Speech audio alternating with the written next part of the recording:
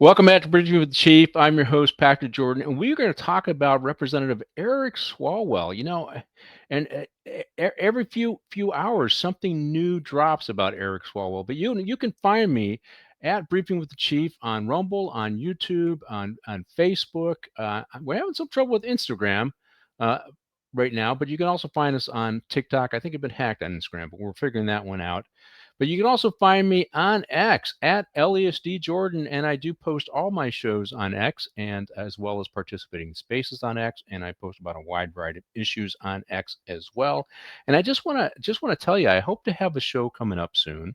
I just got a retired chief from LAPD we're gonna talk about the readiness of the Olympics. He was in the planning, and he just retired, and I don't think LA's ready for the Olympics, so we're going to talk about it.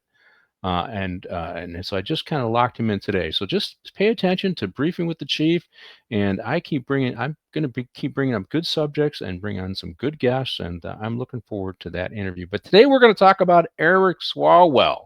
He is in the news today, and guys, talk about a hypocrite. Now, we did do a show on him, Fang, Fang, Bang, Bang, and talked about him sleeping with a Chinese spy who he had on his staff. She has since gone back to China, and he still managed to stay in the Congress as a representative. Now he's running for the governor of the great state of California, and he's caught up in this sex scandal. Now, for him, this guy has been one of the biggest pit bulls for the Democratic Party, going after anybody, and particularly Trump, on Epstein. He also went after Judge Kavanaugh and suggesting that any accusation must mean that it happened and they must step down. Well, now the shoe's on the other foot. Now he is feeling the heat. And we're going to get into some of that today. And, but let's now the latest accusation is that he actually raped one of his staffers twice. But let's roll with that video. Turning now to breaking news on U.S. Representative and candidate for California Governor Eric Swalwell. A former staff member is accusing him of sexual assault in a new report published by the San Francisco Chronicle. NBC4 has not independently confirmed the claims. Representative Swalwell has just released a statement which reads in part, quote, "These allegations are false and come on the eve of an election against the frontrunner for governor. I will defend myself with the facts and, where necessary, bring legal action." The chair of the California Democratic Party just released a statement calling the allegations, quote, "deeply disturbing." Our Conan Nolan is digging into the story. He will bring us his report on the NBC4 News at. Yeah, I just love that. Deeply disturbing, and I'm going to fight it with all my being, kind of thing. But she's not the only the person making the allegation. So we have one of his staffers made an allegation that Swalwell got her drunk and then took advantage of her on 2 occasions, and was making inappropriate comments to her and sending her inappropriate messages. But she's not the only one. She's not the only one. 3 other women who have come forward, and they said the same thing. Unwanted physical contact was one of the allegations. Here's another one: unsolicited, explicit photos and conversations. Now, this is what they call evidence. If she's still got copies of that, this is what they call independent evidence to prove the allegations, right? We saw that with I forget his name, Wiener in New York, sending pictures of his junk to young women all across the country. And if Swalwell did that from an account that was registered to him, he's toast. He did it, right? And so the evidence will be there if it's true. Now he's still pushing back and saying that it's not true, and I have a hard time believing it. Now this all started with a gal who was making accusations, but let's show how at first Swalwell was trying to deflect, saying that it was MAGA. And I got a headline here. Let's roll with the headline. So Swalwell campaign denies false, outrageous claim and inappropriate behavior. And he said it's sad that his opponents are working with MAGA. So he's trying to lay this on Trump, try to lay this on Republicans, suggesting that this is just a hit job by his political enemies on the other side of the aisle, and Trump's coming after me. In fact, I heard him say it. Trump's afraid of me, so he's trying to take me out because he knows I'm the front runner for the governor of the state of California. Now, keep in mind, he jumped in the race after Katie Porter melted down after you guys remember, I'll have to quote this one. I don't normally swear on my show, but she's the one who said, "You're in my fucking picture." Do you remember that one? And she's yelling at her staffer about being in her picture when she was doing an interview, right? And then all the stories about how reprehensible she treats her staff came out, and she dropped in the polls, and Swalwell jumped in, and he shot up there, and he was the lead candidate for a while, and now this is happening. But I got to go over a couple of statements. This is from an LA Times article. This is some of his opponents, and so it's fun to see how the Democrats eat each other alive when it serves them personally, politically. But it sounds like this was going on for a while, and it's been kept quiet by the Democrats. But here's what former mayor of Los Angeles, Antonio Villaraigosa, says: "If you want to be governor, you can't hide when the questions are tough," says the former mayor. He skipped today's forum to avoid questions from reporters for the same reason he skipped 68% of his votes in Congress since announcing his run for governor. Brutal takedown by the former mayor. But he's not the only one. Here's one with regret. This is from Katie Porter, I believe. With regard to Congressman Swalwell, "I have seen allegations coming from women staffers." So she's saying she's seen them. "They are very, very troubling allegations." She said, "If these women's stories, if it is those women's stories to tell when they are ready, and I hope that they may feel safe and supported if they choose to do so." So she's kind of doing an attack on them. If you challenge these women, if you attack these women, that's no good. That's bad. That's bad juju. We're going to come and get you, right? We're going to come and get you. But it's interesting to me how the Democrats will turn on their own when it is politically advantageous for them to do. Now, the interesting thing about this is all of the Democrats most of the prominent Democrats, in fact, all of them, have pulled their endorsement. Many leading Democrats who were part of his campaign, Jimmy Gomez here in LA, he dropped out of his campaign. He's also running for representative here in Los Angeles. And Adam Schiff pulled his endorsement. And and Nancy Pelosi pulled her endorsement. Hakeem Jeffries pulled his endorsement and told him to drop out of the race. But Hakeem Jeffries didn't tell him to resign from Congress, so he's getting some heat over that. But hey, this is what's going on. But let's look at so who is leading this? Who is leading this? So the original gal who was pushing this is a gal named uh, Cheyenne Hunt, and I think we got her LinkedIn page. Here she is. Now he was saying that it was MAGA going after her, but if we scroll up her LinkedIn page, what you're going to find out is she's a hardcore Democrat. She worked for Senator Amy Klobuchar. She works for a Gen X for Change, which used to be Gen X for Biden, and that's her background. When you go and check her out, she freely calls herself a progressive Democrat, Gen Z, and she's an operative for the Democratic Party. She ran as a Democrat for the House and didn't make it. She's a lawyer.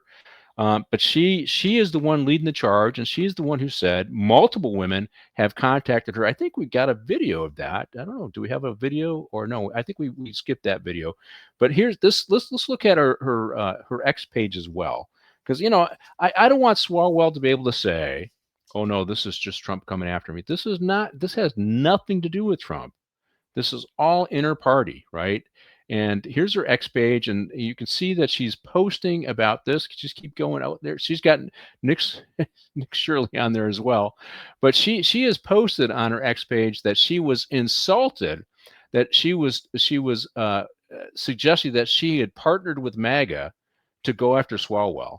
She says she is just there for the victims. She's standing up for the victims. She's collecting evidence, and that it would come out soon. Now, I think it came out sooner than she expected because suddenly the San Francisco Chronicle put out the story about the woman claiming that she was raped, and then CNN interviewed that woman. I believe it was last night. So this is all just breaking news. But this is a family feud. This is the Democrats going after other Democrats. And now one could argue that Porter's people and other people are trying to take down Swalwell so that they can be the leading candidate. Because for a while there, the polls showed that it was either Hilton and Bianchi, both Republicans, or Hilton and Swalwell, and then Bianchi. So it was two Republicans, and Swalwell in the last few weeks have been trading places in the top three. And in California, it's a jungle primary. So the top two vote getters go into the runoff. And right now, the top two in the polls are Republicans. So that's a problem for the Democratic Party. So this could, so if he's saying, hey, this is not true, I didn't do this. Well, there might be some truth to that. But I say, as I said before, hey, let's release the Fang Fang files. Remember, we did a show on that. Release the Fang Fang Bang Bang files when he had a relationship with a Chinese spy, a very beautiful, nice looking lady, beautiful Chinese spy, and Kash Patel, the FBI director, was going to release those, and he was fighting that release. He was fighting the release. And now I say, hey, if you want to prove yourself innocent, let's release those, and let's also lift the restrictions against non-disclosure agreements out of your office. Now he has issued a cease and desist against some of the alleged victims. That's not good for a guy who says he fights for women who've been sexually abused. But let's roll with that video.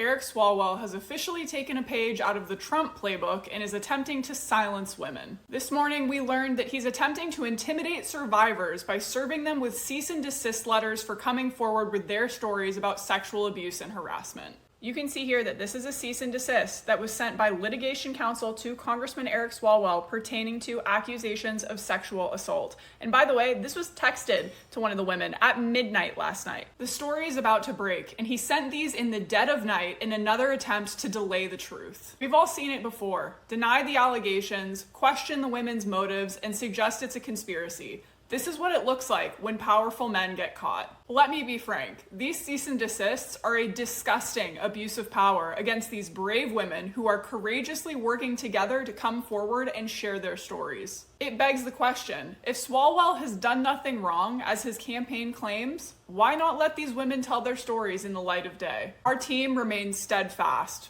We will not relent, and the women will not recant. The work continues with legal support to protect them as they share their stories of Swalwell's predatory behavior and abuse. Believe me, I am impatient, and these women are impatient to see these stories break, but we trust this process. I should have did a little preparation. That is Cheyenne Hunt. Now that is a brutal takedown of Representative Swalwell, and she did a great job. And obviously she studied hard in law school because she did a fantastic job of taking him down. But he's denying it. He says, "Oh no, I didn't do it. I didn't do it." Well, you know what? Let's roll with that video. A lot has been said about me today through anonymous allegations, and I thought it was important that you see and hear from me directly. These allegations of sexual assault are flat false. They are absolutely false. They did not happen. They have never happened, and I will fight them with everything that I have. They also come on the eve of an election where I have been the frontrunner candidate for governor in California. I do not suggest to you in any way that I'm perfect or that I'm a saint. I have certainly made mistakes in judgment in my past. But those mistakes are between me and my wife. And to her, I apologize deeply for putting her in this position. I also apologize to you if in any way you have doubted your support for me. But I think you know who I am. For over 20 years, I have served the public. As a city councilman, as a member of Congress, and as a prosecutor who went to court on behalf of victims. Yeah, why are you apologizing to your wife if you didn't do anything wrong? I mean, I was watching this and I go, okay, so there is something there, whether he thinks it was consensual or not. Apologize to your wife because you're involved in a sex scandal where nothing happened. I don't buy that. But that's his latest denial. His latest denial. But here's the thing. He's a hypocrite, right? He's trying to prevent Kash Patel from putting anything out about Fang Fang. He's got non-disclosure agreements to prevent people from talking, and he's doing cease and desist letters from the victim. So this is where he's hypocritical. He laid down an attack on Judge Kavanaugh, suggesting that there were multiple victims, so that must mean something's there. Let's listen to that. The Congress is assessing new allegations against Judge Kavanaugh. Our live coverage is continuing. I want to bring in Congressman Eric Swalwell, who is at the center of many of these issues on the Judiciary and Intelligence Committee. I'll give you an open question for starters, which is, what was important to you about anything that you heard tonight from President Trump, speaking out at length, from Mr. Avenatti, who I believe you just were able to hear, and new reports that there are new allegations being probed by the Senate regarding Judge Kavanaugh? Good evening, Ari. I saw continued demeaning of victims of sexual assault, people who deserve to be heard, who deserve for their allegations to be investigated, and a president who wants to just rush this through. He criticized the Senate for even taking this long, Ari. And so for Brett Kavanaugh's sake, if he is innocent, I hope tomorrow he opens his statement and says, you know what, bring in all the victims, allow them to be heard, allow them to be questioned. That will clear his name if he's indeed innocent. And if he's not, for the sake of the credibility of the court, I hope that the senators would vote against him. And Congressman, as I Perfect. say to so many That's guests, enough. That's enough. You know, bring all the victims in. Let's hear what they have to say. Right? That's what we needed to do when we were picking a Supreme Court justice, and he's just a representative. So why wouldn't we release all the Fang files from the FBI? Why wouldn't we call for the lifting of the restrictions under non-disclosure agreements? Why wouldn't he call? Wouldn't he call for all the victims to come forward so we can all hear what the victims have to say? Now, for me, as a retired cop, what I hear is text messages, DMs, pictures of body parts. If that is all true, that is all corroborating evidence. I also think his denial and his apology to his wife, the apology to the wife, for me, it implies some guilt on some level.